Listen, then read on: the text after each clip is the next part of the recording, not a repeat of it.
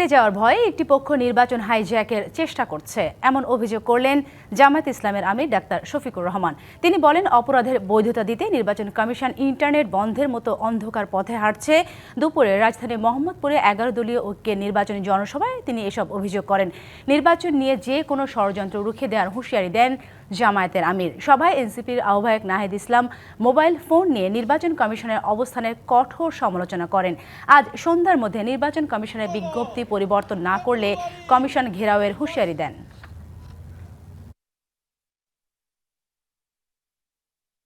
একটা পক্ষ দল ব্যক্তি পরিবারের বিজয়ের জন্য পাগল করা হয়ে উঠেছে।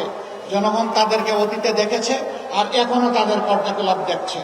আমরা বিশ্বাস করি বাংলাদেশের শান্তিপ্রিয় জনগণ অবশ্যই তাদেরকে সমর্থন করবে না।